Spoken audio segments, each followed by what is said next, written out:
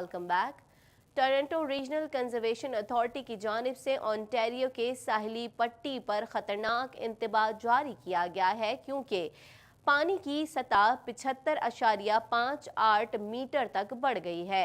मज़ीद जानेंगे इस रिपोर्ट में। टोरंटो रीजनल कंजर्वेशन अथॉरिटी की जानिब से ओंटारियो के साथ साहिली पट्टी पर खतरनाक इंतबाह जारी किया गया है क्योंकि पानी की सतह 75.58 मीटर तक बढ़ गई है, जो कि 2017 के मुकाबले में थोड़ी ही कम है। तहम ज्यादातर टोरंटो जजायर के रिहायशियों को उम्मीद है कि सूरत हाल 2017 जैसी नहीं होगी। TRCA के मुताबिक ओंटारियो झील में पानी की बढ़ती हुई सतह में 2 मीटर से ज्यादा इजाफे का खदशा है, जबकि 2 साल कबल आने वाले सैलाब ने जजीरे को बुरी तरह मुतासिर किया था और सैलाब की वजह से मौसम गर्मा में 3 माह के लिए बहुत से जजीरे बंद कर दिए गए थे। किसी भी गैर मुमकिन सूरत हाल के पेश नजर शहरी हुकूमत का अमला लोगों की सहूलत के लिए इकदाम कर रहा है, जबकि इस सिलसिले में कई रजाकार भी अपनी जिम्मेदारियां सर अंजाम दे रहे हैं। कुछ बात करेंगे। जब लिबरल्स ने 2019 के वफाकी बजट को जारी किया तो उसने ड्राइवरों के लिए इलेक्ट्रिक कार इस्तेमाल करने के लिए एक हौसला अफजा प्रोग्राम भी शामिल किया। मजीद जानेंगे इस रिपोर्ट में। कनाडा में बरकी कार खरीदना थोड़ा कम सस्ता होता है, लेकिन ये इस पर इन्हिसार करता है कि खरीदने वाले को कौन सी गाड़ी चाहिए। जब लिबरल्स ने 2019 के वफाकी बजट को जारी किया तो उन्होंने ड्राइवरों के लिए इलेक्ट्रिक कार इस्तेमाल करने के लिए एक हौसला अफजा प्रोग्राम भी शामिल किया, जो कि 2040 तक गैस से चलने वाली तमाम गाड़ियों को कम या खत्म करने की हुकूमत के तवील मुद्दती मकसद का हिस्सा है, जिसमें इलेक्ट्रिक या हाइब्रिड गाड़ियों की खरीदारी पर छूट दी जाती है।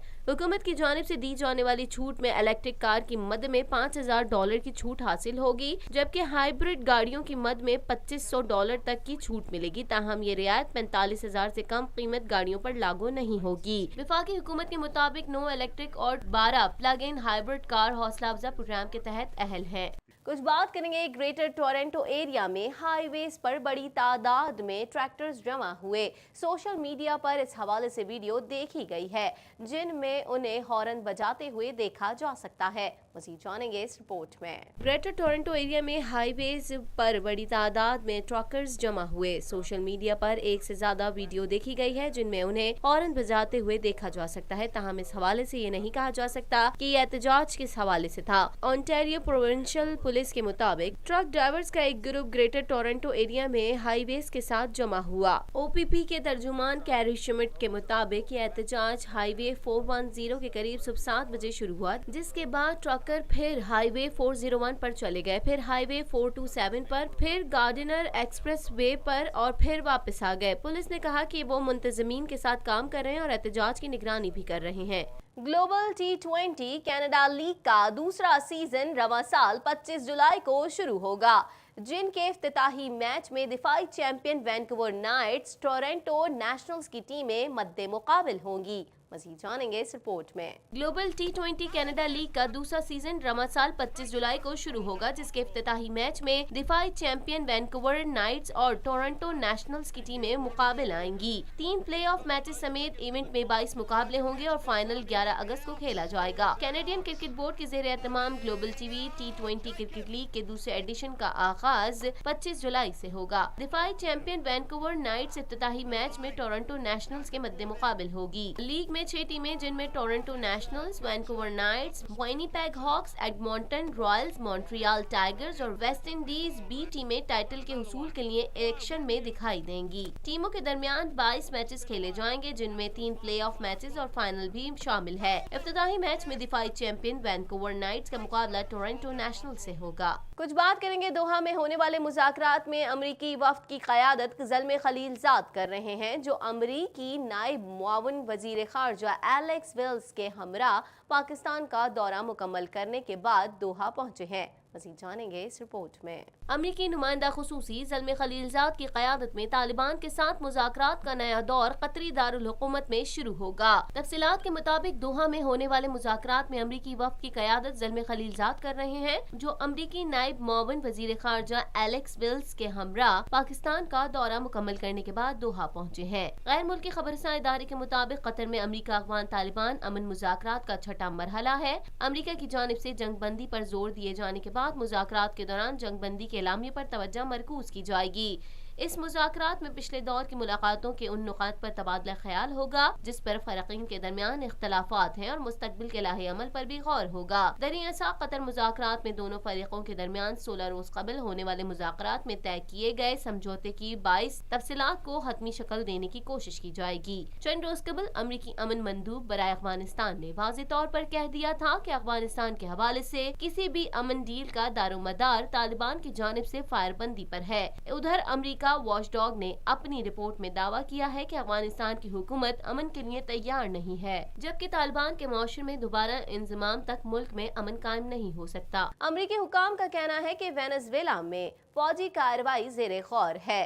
بالکل واضح ہے، اگر ضرورت پڑی تو فوجی کارروائی ممکن ہے اور امریکہ ایسا کرے گا۔ مزید جانیں گے اس رپورٹ میں۔ امریکی حکام کا کہنا ہے کہ وینزویلا میں فوجی کارروائی زیر غور ہے۔ اس حوالے سے بالکل واضح ہے، اگر ضرورت پڑی تو فوجی کارروائی ممکن ہے اور امریکہ ایسا کرے گا۔ تفصیلات کے مطابق امریکی secretary of state mic Pompeo نے وینزویلا کی صورتحال پر روس اور کیوبا کی مداخلت کا الزام عائد کرتے ہوئے کہا ہے کہ اس حوالے سے فوجی کارروائی ممکن ہے۔ امریکی ٹی وی کو ایک انٹرویو میں پومپیو کا کہنا تھا کہ وینزویلا میں فوجی کارروائی زیر غور ہے۔ ان کا کہنا تھا کہ صدر اس حوالے سے بالکل واضح ہے کہ اگر ضرورت پڑی تو فوجی کارروائی ممکن ہے اور امریکہ ایسا کرے گا۔ وینزویلا میں جاری اپوزیشن کے احتجاج کی جانب سے اشارہ کرتے ہوئے ان کا کہنا تھا کہ بہت سارے لوگ اپنی جمہوریت کے دفاع کے لیے سڑکوں پر ہیں۔ خیال رہے کہ امریکی صدر ڈونلڈ ٹرمپ نے کیوبا پر الزام عائد کیا تھا کہ وہ وینزویلا کے صدر نکولس مدورو کی حمایت کر رہا ہے، جس سے حالات مزید کشیدہ ہو سکتے ہیں اور اگر وینزویلا کی فوج حالات کو قابو کرنے میں ناکام رہی تو ملک کو پابندیوں کا سامنا ہو سکتا ہے۔ ٹرمپ کے بیان کی جانب اشارہ کرتے ہوئے پومپیو نے کہا کہ ٹرمپ انتظامیہ نے کیوبا کے تعاون کو روکنے کے لیے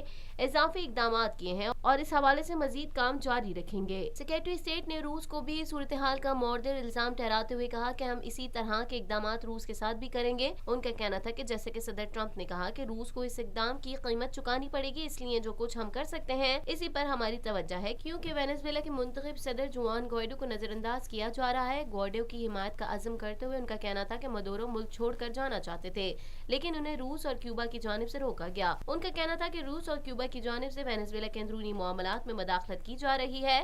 دوسری جانب روس کے وزیر خارجہ سرگئی لاروف نے مائک پومپیو کی جانب سے وینزویلا کے حوالے سے لگائے گئے الزامات کو سختی سے مسترد کر دیا۔ روسی وزارت خارجہ کی جانب سے جاری بیان کے مطابق سرگئی لاروف اور مائک پومپیو کے درمیان فون پر رابطہ ہوا تھا، جس کے لیے پہل امریکہ کی جانب سے کی گئی تھی۔ کچھ بات کریں گے بھارت کی مختلف ریاستوں میں سمندری طوفان فانی کا خطرہ ہے۔